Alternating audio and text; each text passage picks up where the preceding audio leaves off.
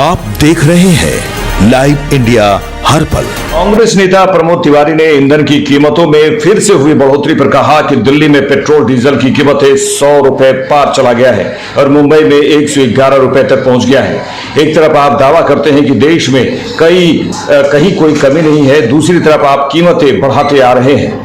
और उन्होंने कहा कि मैं बस प्रधानमंत्री नरेंद्र मोदी से इतना कहना चाहता हूं कि जनता को सांप्रदायिकता का इंजेक्शन लगाकर और फिर आप उनके साथ जो कुछ कर रहे हैं, आने वाली पीढ़ियां आपको कभी माफ नहीं करेगी। देखिए, 15 मई को डीजल पेट्रोल 3-3 रुपए बढ़ा, 19 मई को 90 पैसा, 23 मई को 91 पैसा डीजल बढ़ा और 87 पैसे पेट्रोल बढ़ा।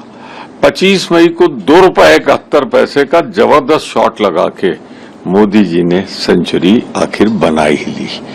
डीजल पेट्रोल चला गया 100 रुपए के पार दिल्ली में, 111 रुपए पहुंच गया मुंबई में।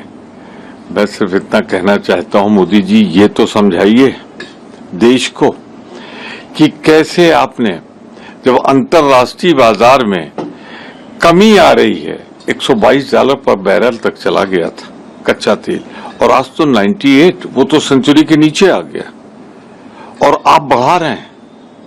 एक तरफ कह रहे हैं आप कि देश में कोई कमी नहीं है और दूसरी तरफ आप दाम बढ़ा रहे हैं। ये गुत्थी किसी के समझ में नहीं आ रही है। मैं सिर्फ इतना कहना चाहता हूं मोदी जी,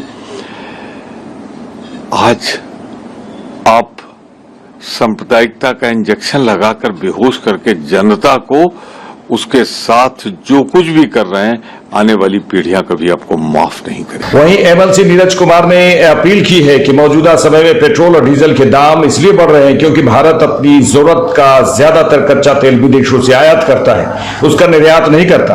रूस यूक्रेन युद्ध, मिडिल ईस्ट में तनाव और ओपेक देशों द्वारा उत्पादन घटाने जैसे कारणों से वैश्विक बाजार में कच्चे तेल की कीमतें लगातार ऊपर जा रही हैं। साथ ही डॉलर के मुकाबले रुपए के कमजोर होने से आयात का खर्च और बढ़ जाता है, जिसका सीधा असर देश में पेट्रोल डीजल की कीमतों पर पड़ता है। इस वैश्विक संकट के गहराने से ट्रांसपोर्ट महंगा हुआ है और सब्जी से लेकर किराना तक हर चीज के दाम बढ़े हैं, जिससे आम जनता महंगाई की मार झेल रही है। एमएलसी नीरज कुमार का कहना है कि यह समस्या पूरी तरह अंतर्राष्ट्रीय परिस्थितियों की वजह से है, इसलिए इस मुद्दे पर राजनीतिक टीका टिप्पणी करने के बजाय लोगों को हालात की सच्चाई समझनी चाहिए और इसे राष्ट्रीय वैश्विक संकट के रूप में देखना चाहिए, न कि राजनीति करना चाहिए।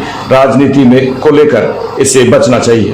पेट्रोलियम उत्पाद पर दाम बढ़ने के बाद राजनीतिक टिप्पणी आ रही हो, उससे हमें गुरेज नहीं, लेकिन इस सच को क्यों नकारा जा रहा है कि पेट्रोलियम आयात करते हैं हम, हमारा स्व उत्पादन नहीं है।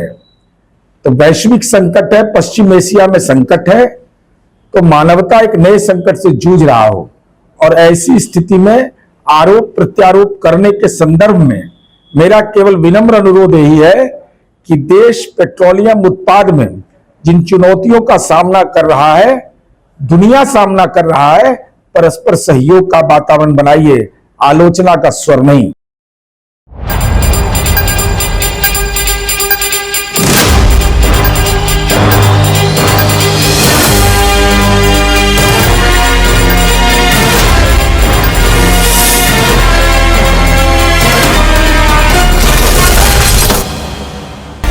आप देख रहे हैं लाइव इंडिया हर पल।